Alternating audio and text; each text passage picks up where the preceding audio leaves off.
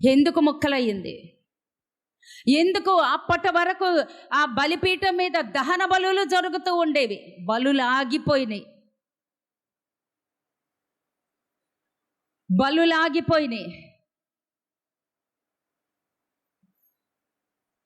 మంట ఆరిపోయింది, మంట చల్లారిపోయింది, బూడిదే మిగిలింది.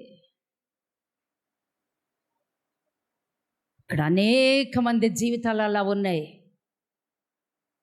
అనేక మంది జీవితాలు అలా చల్లారిపోయి ఉన్నాయి. బూడిద ఏం చేస్తుంది? బూడిద గాలి ఎట్టేస్తే అటు కొట్టుకుపోతూ ఉంటుంది. బూడిద, దుమ్ము, ధూళి. అటువంటి స్థితిలో, ఆత్మీయ స్థితిలో అనేక మంది ఉన్నారు. అదే కనుక ఆ బలిపీఠం మీదే కనుక బలి పశువు ఉన్నట్లయితే, ఆ బలి పశువు కాల్చబడుతూ ఉంటే, అక్కడ మంట అనేది ఉంటే, అక్కడ అగ్ని అనేది ఉంటే ఎవడు అక్కడికి రాడు. ఒకవేళ అరణ్యములో నువ్వు ఒంటరిగా ఉండిపోయినా, దారి తప్పిపోయినా, అక్కడ గనక మంట వేసుకుని ఉంటే, కట్టెలు ఉంటే, ఆ కట్టెలు రగులుతూ ఉంటే, ఆ కట్టెల దగ్గర మంట ఉంటే, అది అర్ధరాత్రి అయినా, అది అరణ్యమైనా ఏ జంతువు నిన్నేం చేయదు. కారణం ఎందుకో తెలుసా? కట్టెలు రగులుతున్నాయి. నాన్న, నీ కట్టె రగులుతుందా? ఆ కట్టె ఎవరంటే నువ్వే. ఆ కట్టె నువ్వే. నువ్వు దేవుణ్ణి సంతోష పెడుతున్నావా? నిన్ను నువ్వే సంతోష పెట్టేసుకుని, నిన్ను నీవే ఎంతసేపు మన కొరకే బతికి చివరికి బూడిదైపోతాం. ఇంకేం లేదు అక్కడ ఎత్తుకోవడానికి. ఈరోజు నీ ఆత్మీయ జీవితం ఎలా ఉంది? మండుతున్నావా? కాల్చబడుతున్నావా? బలిపశువు ఉందా? ఆ బలిపశువు నువ్వే. దేవుడి కొరకు బలిపశువు అంటే ఏంటి? చంపబడాలి. చంపబడుతున్నావా? నీ ఆశలు చంపబడుతున్నాయా? నీ కోరికలు చంపబడుతున్నాయా? నీకు దేవుడికి వ్యతిరేకమైనటువంటి ఉద్దేశాలు నరకబడుతున్నాయా? ఆ బలిపశువుని తీసుకొచ్చేసి అమాంతం పెట్టారండి అక్కడ. దాన్ని చంపాలి ముందు. దాని కోరికలు చావాలి, అక్కడ దాని ఆశలు చావాలి, దాని అహం చావాలి, దాని పొగరు చావాలి. ఆ బలిపీఠం దగ్గరికి వెళ్ళి తీసుకెళ్ళిపోయి బలిపశువుని పెట్టేస్తే బలిపశువు ఏమవుతుందండి? కొమ్మలతో ఉంటుంది. ఒక్కసారి ఇదిలించింది అనుకోండి, బలిపీఠం పడిపోద్ది. అందుకే బతికున్న దాన్ని పెట్టరు, బలిపీఠం మీద చచ్చిన దాన్ని పెడతాడు. ఈ రోజు నువ్వు చచ్చిన దానివా, బ్రతికినోడువా?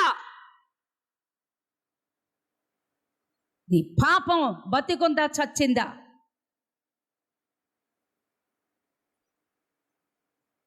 దేవుడి సన్నిధిలో మనం ఎలా ఉంటున్నాం? దేవుడి కొరకు చచ్చినటువంటి, చంపుకున్నటువంటి, దేవుడికి లోబడినటువంటి అటువంటి స్థితి కావాలి.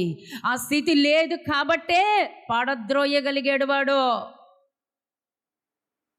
ఎదిరించు, చేతకాని స్థితిలో ఉండద్దు. నేను ఆడపులినే. ఎదిరించు, మాట్లాడడం నేర్చుకో, ఆజ్ఞాపించడం నేర్చుకో. ఆడు పడగొట్టేశాడు నిన్ను, నీకు ఆ విషయం తెలియట్లా.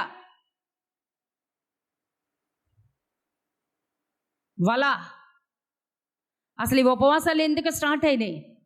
సింహము తన పిల్లల్ని ఐగుప్తు దేశానికి అది తీసుకుని వెళ్ళిపోయింది. గొయ్యి తీసి, గొయ్యిలో దాన్ని వేసి, దాని ముక్కుకి కళ్ళెం వేసి, గాలం వేసి, దాన్ని బయటికి లాగి కట్టి, తాళ్ళతో కట్టి, ఆ సింహపు పిల్లని ఈడ్చుకుంటూ ఏడవబడ్డారండి కొంతమంది పాపంలోకి. దేవుడే సెలవిచ్చాడు హెస్కేలు 19వ అధ్యాయంలో.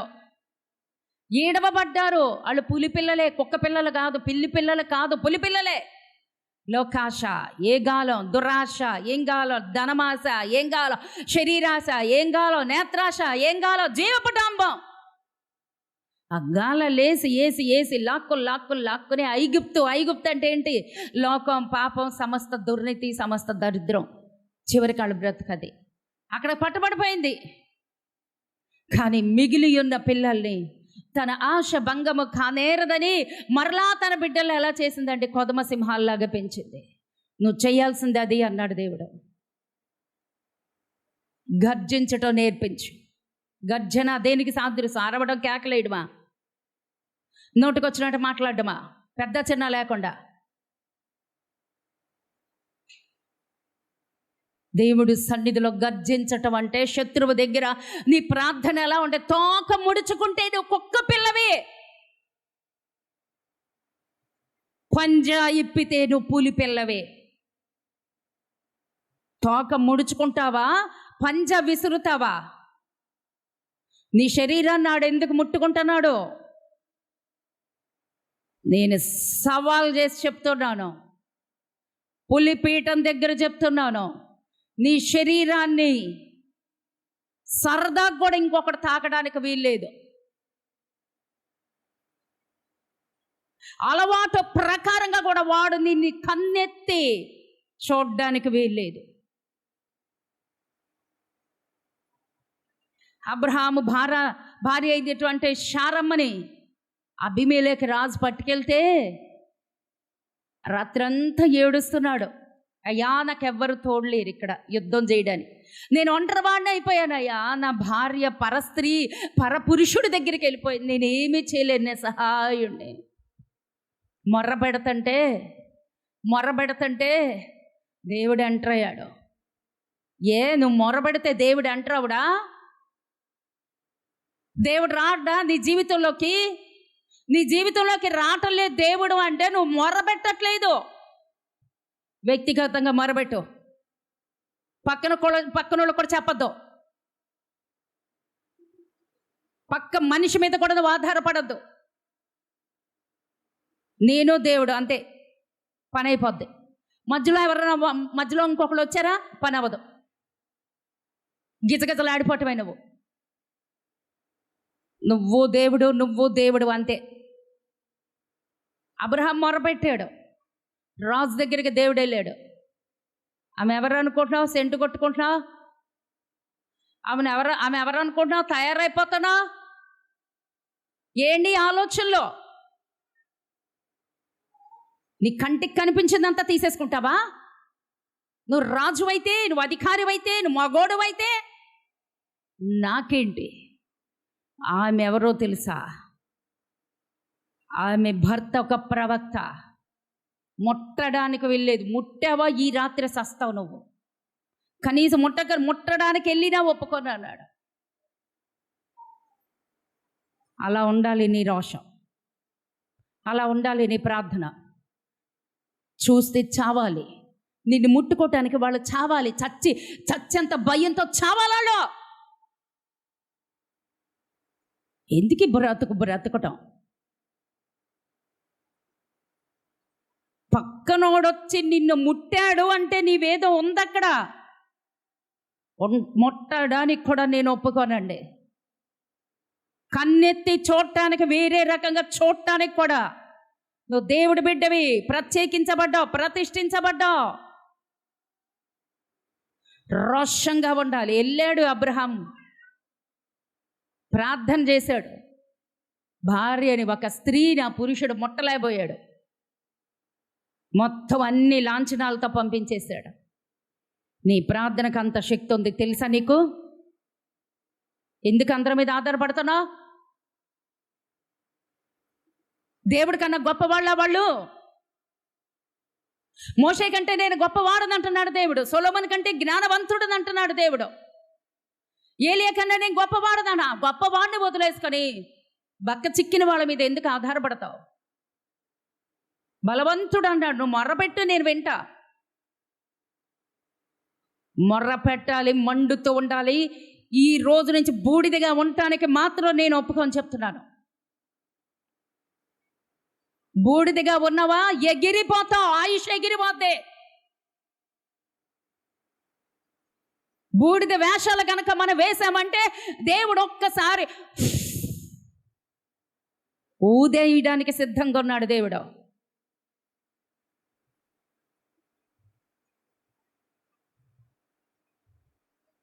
మండుతూ ఉండు, మండుతూ ఉండు. ఈ రోజునైనా రోషం మండుతుంది. ఎందుకు? బలిపీఠం పడద్రోయబడింది. ఇశ్రాయేలీల బలిపీఠాన్ని ముట్టుకున్నాడు ఎవడో. ఆ బలిపీఠం దేవుడిది, నువ్వు దేవుడి బిడ్డవి. దానిలో మంట లేదు, దానిలో బలి పశువు లేదు, అది కాలట్లేదు, అందుకే తోసేసాడు ఇంకొకడు వచ్చి. నువ్వు మండితే ఎవడు ముట్టుకోలేడు నిన్ను. రోగమా? అది ఎలా వస్తుందో ఒక దారిని వచ్చి 7 దారులు ఎత్తుక్కుంటే వెళ్ళిపోద్ది అది.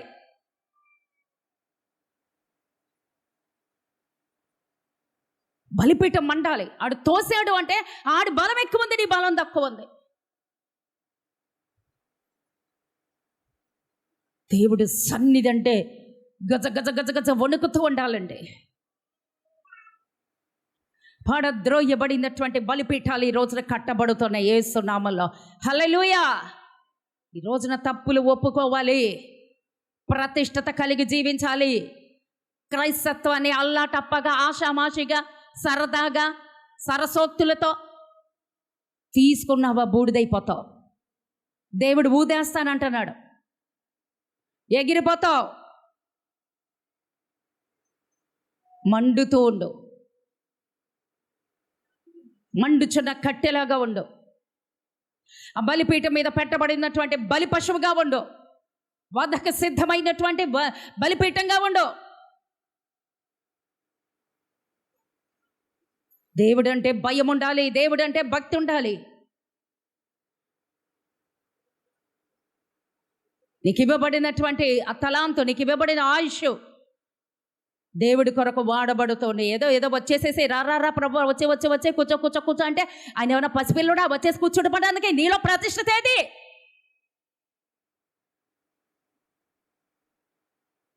నాకు నచ్చినప్పుడు వస్తాను, నచ్చితే వస్తాను, నచ్చకపోతే రాలేను, నాకు టైం నచ్చిన టైంలో వస్తానంటే దేవుడా వచ్చేది? ఒక మనీ మినిస్టరే ఒప్పుకోడే. ఈయనెవరో తెలుసండి, ఏలియా పిలుస్తున్నాడు, ప్రభువా హల్లెలూయా, బతికితే ఇలా బతుకు, లేతే వద్దు. ఎక్కడ ఎంతమంది ఉన్నారు తెలుసండి? బయలు ప్రవక్తలు 400 మంది ఉంటే, అష్టారోత ప్రవక్తలు 450 మంది ఉంటే, మొత్తం కలిపి 850 మంది కలిసి ఉదయం మొదలుకని రాత్రి వరకు వాళ్ళు ప్రార్థనలు చేస్తూ అదేంటి వాళ్ళ శరీరాలు కోసుకుంటూ మా దేవుడు గొప్పోడు నేను ప్రకటిస్తా. నీ రోషం ఏది? ఆ శరీరాలు కోసుకుంటున్నారు, వాళ్ళ శరీరాలు కోసుకుంటూ రక్తం గారుతో కొరడాలతో కొట్టుకుంటూ మా దేవుడు వస్తాడు పొద్దు నుంచి సాయంత్రం వరకు. వాళ్ళకే అంత రోషం అంటే నీ రోషం? హల్లెలూయా, హల్లెలూయా, హల్లెలూయా, దేవునికి స్తోత్రం. అప్పుడు ఏలియా 1 రాజులు 18:30 అప్పుడు ఏలియా నా దగ్గరికి రండి అని జనులందరితో చెప్పగా జనులందరూ అతని దగ్గరకు వచ్చిరి. అతడు కింద పడద్రోయబడి ఉన్న యెహోవా బలిపీఠమును బాగు చేసి. ఎవరు బలిపీఠం?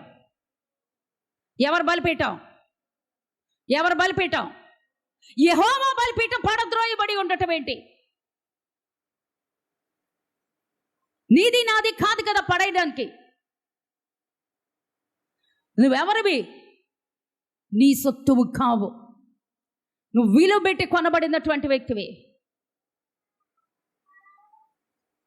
నిన్నాడు పడద్రోయి కలిగి ఉన్నాడు అంటే దేవుడికి అవమానం.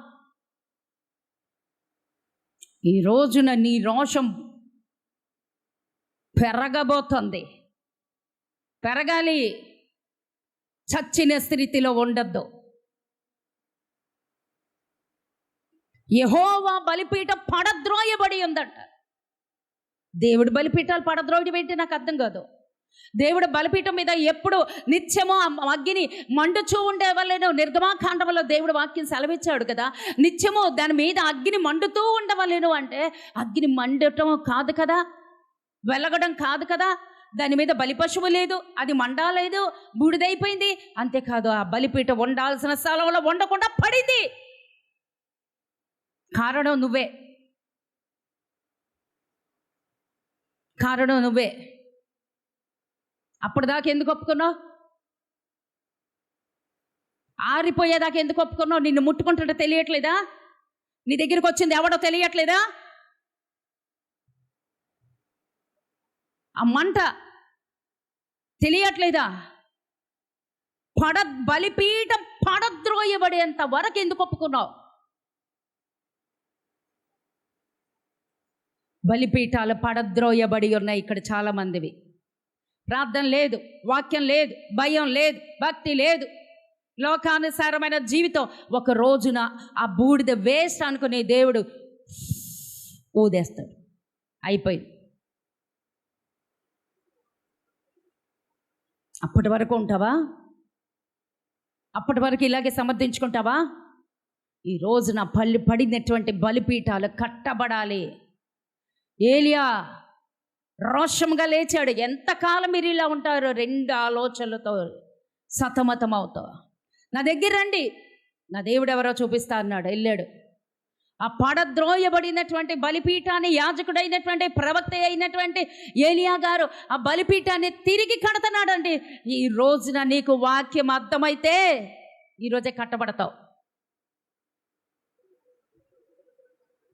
ఈరోజు కట్టబడతావు. అతడు కింద పడద్రోయబడి ఉన్న యెహోవా బలిపీఠమును బాగు చేసి, యెహోవా వాక్కు ప్రత్యక్షమై, నీ నామము ఇశ్రాయేలీయులగునని వాగ్దానము నొందిన యాకోబు సంతతి గోత్రముల లెక్క చొప్పున 12 రాళ్లను తీసి, రాళ్ల చేత యెహోవా నామమున బలిపీఠమును కట్టించి. హల్లెలూయా! నువ్వు ఈ రోజున కట్టబడాలి, బాగు చేయబడాలి, సరిదిద్దబడాలి, ఒప్పుకోవాలి, నీ తప్పులు ఒప్పుకోవాలి. నటిస్తే నాశనమైపోతావు, నటిస్తే నష్టపోతావు. తిరుగులేదు ఈ వాక్యంలో మాత్రం. మోసపోకుడి, దేవుడు వెక్కిరించబడడు. ఈ రోజున బలిపీఠం కట్టబడాలి. ఒప్పుకుందాం. దేవా, నా బలిపీఠం పడిపోయింది, ప్రార్థనలో చల్లారిపోయాను, నేను మండుతూ లేను, నా మంట చల్లారిపోయింది, నాలో అగ్ని లేదు, నాలో ఆశ లేదు, సమర్పణ లేదు. బలిపశువేది? నువ్వే, నేనే. ఆ బలిపశువు ఏమవ్వాలి? చావాలి. మేము చావం, మా ఆశలు మేము చంపుకోం, మా కోరికలు మేము చావు అంటే తీసుకెళ్ళి ఒక సపరేట్ రూమ్ ఉంటుందండి, ఆ రూమ్లో పెడతాడు. అమ్మ, ఏసీలో ఉండు, ఇసురుకోవటానికి విసునకర్ర ఒక్కటిచ్చి అక్కడ ఏసీలో ఉండు అంటాడు. ఏసీలో ఇసునకర్ర అక్కర్లేదు. అదేం స్థలమో అర్థమైపోద్ది. నేను చావను, నేను ఇలాగే ఉంటాను అంటే చావాలి. ఆ బలి పశువు దాన్ని చంపుతారు ముందు, ఆ చంపిన తర్వాత తీసుకెళ్ళి దాని మీద పెడతారు. అప్పుడు అది కింద కట్టెలు పెట్టి, బలిపీఠం కట్టి దాని మీద కట్టెలు పెట్టి, కట్టెల మీద బలి పశువును పెట్టి అగ్రేసి. హల్లెలూయా! నీ దేవుడు ఎంత రోషం కలిగిన దేవుడో, ఈ రోజున నిన్ను ఎలా చూడాలనుకున్నాడో, నువ్వు ఎలా ఉన్నావో, దేవుడికి ఎలా కనిపెడుతున్నావో ఈ రోజున అద్దంలోంచి దేవుడు మన మొహాలు మనకు చూపించేస్తున్నాడు. చూడండి. 12 రాళ్ల చేత యెహోవా నామమున బలిపీఠమును కట్టించి, దాని చుట్టూ 2 మానికల గింజలు పట్టునంత లోతుగా కందకం ఒకటి తవ్వించి, కట్టెలను క్రమముగా పేర్చి ఎద్దును తొనకలుగా చేసి ఆ కట్టెల మీద ఉంచి, జనులు చూచుచుండగా మీరు 4 తొట్ల నిండా నీళ్లు నింపి దహనబలి పశుమాంసము మీదను కట్టెల మీదను పోయుడని చెప్పాను. అది అయిన తర్వాత 2వ మారు ఆ ప్రకారమే చేయుడని అతడు చెప్పగా, వారు 2వ మారును అలాగే చేసి 3వ మారును చేయుడని చెప్పగా, వారు 3వ మారును చేసరే. అప్పుడు ఆ నీళ్లు బలిపీఠము చుట్టూను పొర్లి పారెను. మరియు అతడు కందకమును నీళ్లతో నింపెను. అస్తమయ నైవేద్యము అర్పించు సమయమున ప్రవక్త యొగు ఏలియా దగ్గరకు వచ్చి ఇలాగ ప్రార్థన చేశాను.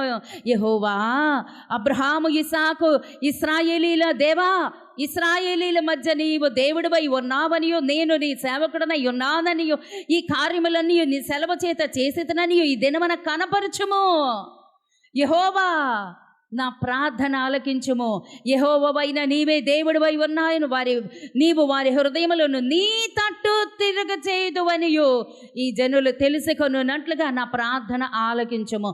అతడు ఇలాగ ప్రార్థన చేయుచుండగా యెహోవా అగ్ని దిగి దహన బలి, పశువును, కట్టెను, రాళ్లను, బుగ్గిని దహించి కందకు ముందున్న నీళ్లను ఆరిపోచేసెను. హల్లెలూయా. ఏం జరిగింది? బలిపీఠం కట్టాడు. పడద్రోయబడినటువంటి బలిపీఠం కట్టాడు. దాని మీద క్రమముగా కట్టెలను పేర్చాడు. ఆ పేర్చబడినటువంటి ఆ కట్టెల మీద బలి పశువును తునకలుగా చేశాడు. దాని మీద పెట్టి అగ్నేసాడు, మంటేశాడు. అవునా? అగ్నేసాడు, మంటను వేశాడు, దహన బలి అర్పించేశాడు. ఓకే, అంతేనా?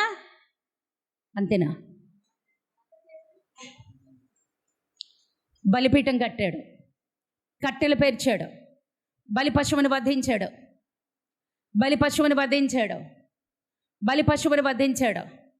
కట్టెల మీద పెట్టాడు. ఏం చేశాడు? వెరీ గుడ్, హల్లెలూయా. అందుకే ఎదురు చూస్తున్నాడు. నీళ్లు పోసాడు. ఎన్నిసార్లు పోసాడు? ఆ నీళ్లు పోసేసాడు, తడిపేశాడు. ఆ యొక్క పశువునంతా తడిపేశాడు, కట్టెలన్నీ తడిపేశాడు. అంతేకాదు, ఆ బలిపీఠం చుట్టూత కందకం గుంట, ఏనుగుల దగ్గరకు తవ్వుతారే కందకాలు, అంత లోతుగా 2 మానికలు పట్టునంత కందకాన్ని చుట్టూత గుంట తవ్వించేశాడు. పోయండి ఇప్పుడు నీళ్ళు అన్నాడు. తడిపేయండి పశు మాంసాన్ని అన్నాడు. తడిపేయండి కట్టెలు అన్నాడు. బలిపీఠం తడిపేయండి అన్నాడు. పొంగి పొరలేడు పోసేయండి అన్నాడు. పోసారు ఒకసారి, మొత్తం అన్నీ తడిసిపోయింది. మళ్ళీ రెండోసారి పోసాడు. మళ్ళీ పోయండి, మీరు అన్ని పోస్తారు పోయిండి అని మళ్ళీ పోసారు. అయ్యా తడిసిపోయి ముద్ద అయిపోయింది. అయ్యా కట్లు తడిసిపోతున్నాయి. అయ్యో బావోయ్, మనకైతే ఎన్ని డౌట్లో, ఎంత భయాలో. ఇప్పుడు మన చేతిలో ఉన్నటువంటి ఈ అగ్గిపొల్లా చాలదు. మనం కేక్ వెలిగిస్తుంటే అగ్గిపొల్లే అనేక సార్లు ఆరిపోతూ ఉంటుంది. అగ్గిపొల్లా చాలదు. ఇదేంటి ఇలా తడిపేస్తున్నాడు? అగ్గిపొల్లా చాలదు. మన దగ్గర ఉన్నటువంటి మంట చాలదు. అయ్యో, ఈ పెట్రోల్ కూడా చాలదు. నీళ్లు పోసేసాడు. ఒకసారి పోసాడు, 2 సార్లు పోసాడు. ఏలియా అయ్యగారు, ఇక చాలా అయ్యగారు, భయం అయిపోతుంది. ఎందుకంటే ఎదురుకుండా 850 మంది ఉన్నారు. వాళ్ళ చేతిలో కత్తులు ఉన్నాయి, వాళ్ళ దగ్గర టార్గెట్ ఉంది. వాళ్ళు అసలుకే మండుతున్నారు, రోషముతో ఉన్నారు. ఏలియా సైడ్ అయిపోతే చాలు వేసేద్దామని చూస్తున్నారు. ఏలియా అన్నాడు, హ్యాపీగా అలా కూర్చుని ఉన్నాడు. మళ్ళీ వాడు తడిపోయింది అన్నాడు. మళ్ళీ నీళ్లు తెచ్చారు. పోసి కందకాలు నిండిపోయి, గుంటలో నిండిపోయి, అక్కడి నుంచి ఆ రోడ్లంతా నీళ్లు ప్రవహించేస్తూ ఉన్నాయి. అప్పుడు అన్నాడు, అయ్యా నీ సేవకుడని, ఈ ప్రజలు ఇశ్రాయేలీయులకి నువ్వు ఒక్కడవే దేవుడివని వీళ్ళు తెలుసుకునేలాగా ఒక కట్టె వెలిగించి నాకు ఇచ్చే అయ్యా, ఓ పెట్రోమాక్స్ లైట్ నాకు ఇచ్చే అయ్యా అన్నాడా? ఆకాశం నుంచి అగ్గి పంపించయ్యా. పంపించకపోతే ఏమయ్యేది? ఆ టార్గెట్ ఏమయ్యేది? ఆ ఉపవాస ప్రార్థన ఏమయ్యేది? 21 రోజుల్లో నేను దీవిస్తాను, ఆ తెగులు ఆపేస్తాను, ఆ శాపం ఆపేస్తాను, దేవుడు రోషంతో మాట్లాడితే నువ్వు రాకపోతే నీ తప్ప, దేవుడు తప్ప? కందకము తవ్వన్నాడు, తవ్వాడు. నీళ్లు తడిపే అన్నాడు, తడిపేశాడు. ఇప్పుడు రా ప్రభు అన్నాడు. కారణం 17వ అధ్యాయంలో నేను వాళ్ళతో మాట్లాడతాను, నేను దీవిస్తాను, నేను వర్షాన్ని పంపుతాను. ఎక్కడి నుంచి వస్తుందా ధైర్యం? దేవుడితో కలిసి ఉన్నటువంటి ఆ సహవాసం, ఆ ధైర్యం. కూర్చున్నాడు, ప్రార్థన చేస్తున్నాడు. ప్రభువా, ఇప్పుడు నేను నీ సేవకుడదని, వీళ్ళు నీ ప్రజలని వాళ్ళు తెలుసుకునేలాగా ఆకాశం నుంచి అగ్ని పంపించు ప్రభువా. ఎంత రోషం చూశారు, ఎంత ధైర్యం చూశారండి. ఏది నీ ధైర్యము? చిన్న ఫోన్ వస్తే భయం, చిన్న రిపోర్ట్ వస్తే భయం. పిల్లవా, పులి పిల్లవా, ఈ రోజున పులుల్లాగా బయటికి వెళ్ళాలి, సింహాల్లాగా బయటికి వెళ్ళాలి. తోక ముడుచుకుని వెళ్ళొద్దు, పంజా విప్పుకుంటా బయటికి వెళ్ళండి. నీ ఆయుష్కి కర్త కర్మ క్రియ ఎవరు? నువ్వు కాదు. నీ ఆయుష్ దేవుని జీవపు మూట కట్టబడి ఉన్నది. అదెవ్వడి వశము కాదు, ఎవరు దాన్ని ముట్టుకోలేరు. దేవుడి సొత్తు. రోషంగా ప్రార్థన చేశాడు. ఆ ప్రార్థన ఇంకా అవ్వనే లేదు. ఆకాశం నుంచి అగ్ని దిగింది. హల్లెలూయా, హల్లెలూయా. 37 యెహోవా నా ప్రార్థన ఆలకించుము, యెహోవావైన నీవే దేవుడివై ఉన్నావనియో, నీవు వారి హృదయములను నీ తట్టు తిరగజేయుదువనియో ఈ జనులు తెలియనట్లుగా నా ప్రార్థన అంగీకరించుము. అతడు ఇలాగన ప్రార్థన చేయుచుండగా యెహోవా అగ్ని దిగి దహన బలి పశువును, కట్టెలను, రాళ్లను, బుగ్గిని దహించి కందకమందున్న నీళ్లను ఆరిపో చేసెను. చప్పట్లు కొట్టి దేవునికి మహిమ చెల్లించుకుందాం. అంత అద్భుత కార్యం చేయటానికి దేవుడు ఎప్పుడో రెడీగా ఉన్నాడు. అక్కడ ఏం జరిగింది? ఆ ముందు వచనాలు 17, 18లో ఏం జరిగింది? ఇప్పుడు మనం ఎక్కడున్నాం? 18వ అధ్యాయం, 17వ అధ్యాయంలో ఏం జరిగింది? శాపం. 3.5 సంవత్సరాలు శాపం. వర్షం లేదు, మంచు లేదు, తెగులు, శాపం.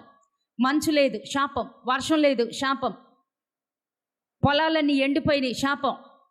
కరువుతో నింపబడింది, శాపం. అలా పిల్లలందరూ తాగడానికి నీళ్లు లేక, ఆహారం లేక కొట్టుమిట్టాడుతున్నారు, శాపం. రోజున కుటుంబాల్లో ఉన్నాయా లేవా శాపాలు?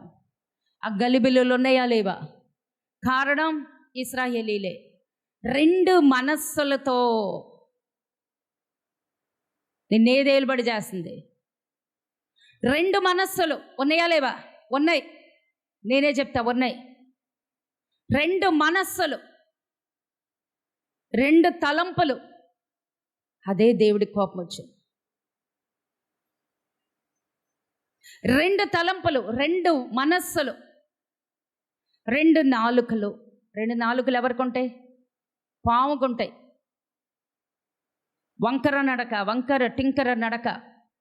అది మన లేలుబడి చేయటానికి వీల్లేదు. హల్లెలూయా.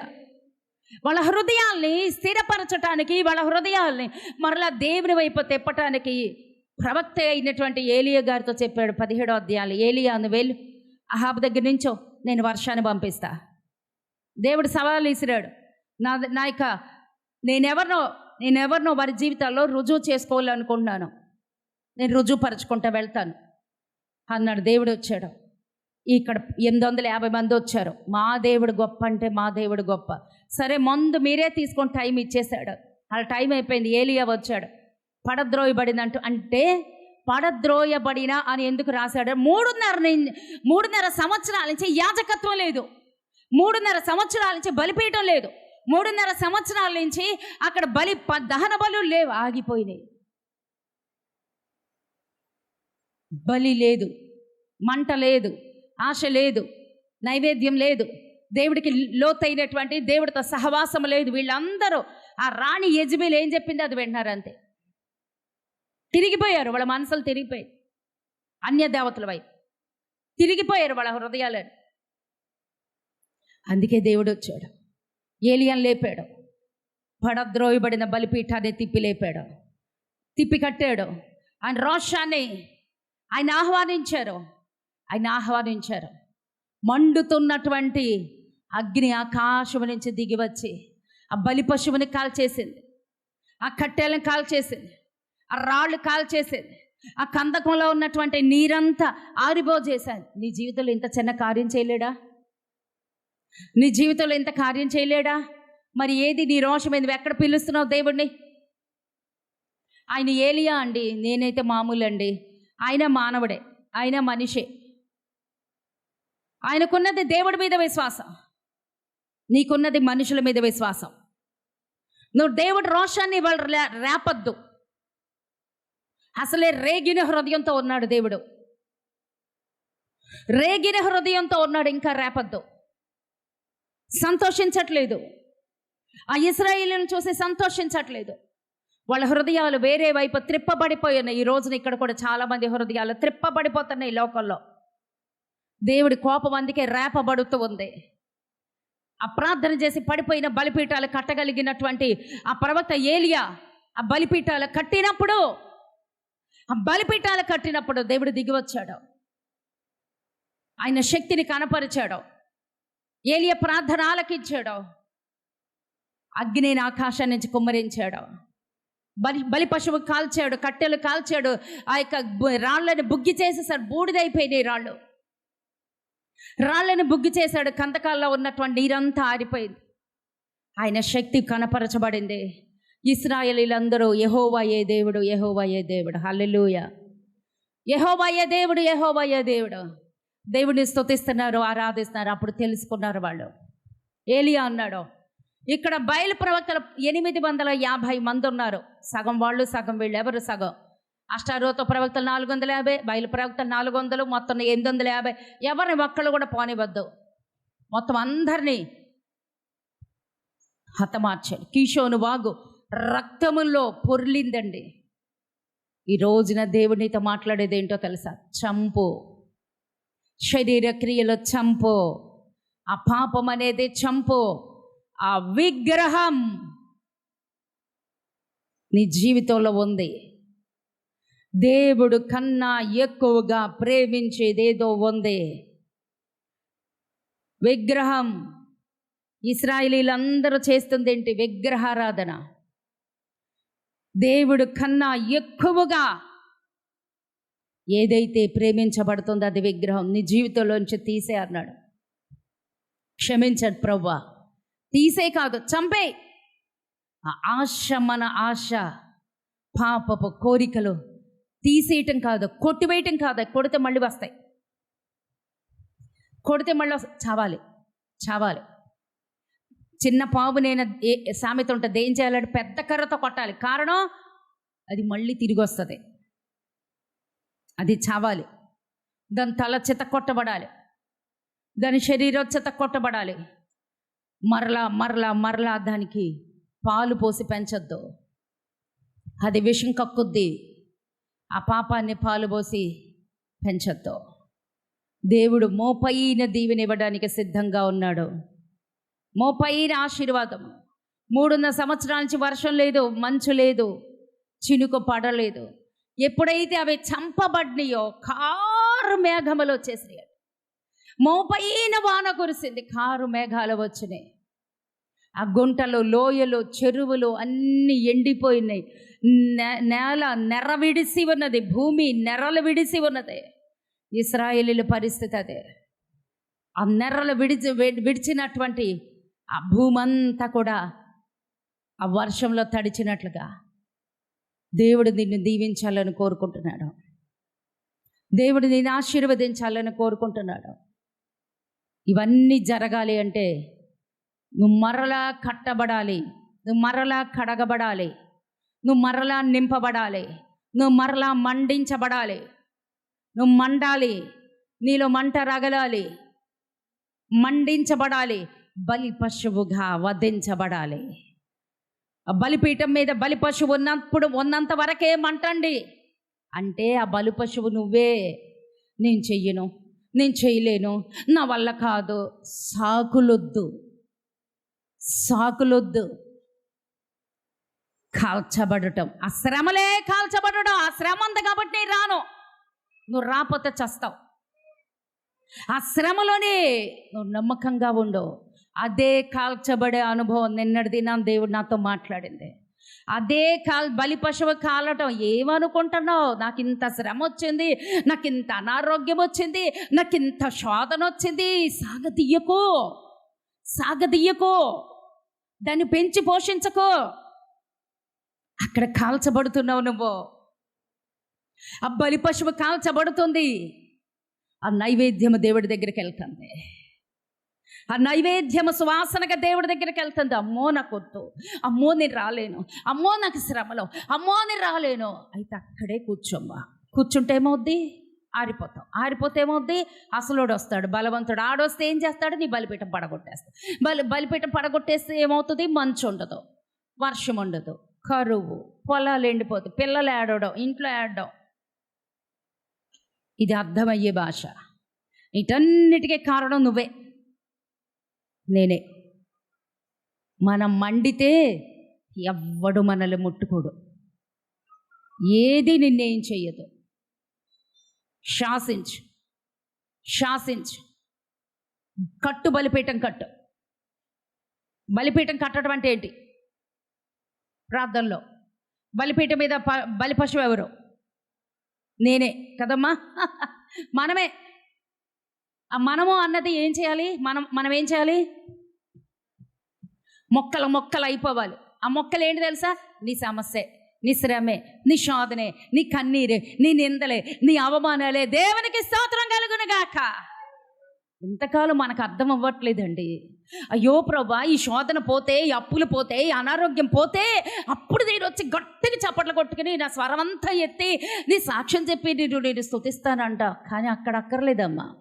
అంత ఓవర్ యాక్షన్ వద్దు. నీకు ఇచ్చినటువంటి శ్రమ ఏంటో తెలుసా? నువ్వు కాల్చబడాలి. ఆ కాల్చబడుతున్నప్పుడు వస్తున్నటువంటి ఆ వాసనే సువాసనగా నైవేద్యముగా దేవుడి దగ్గరికి వెళ్ళిపోతాయి.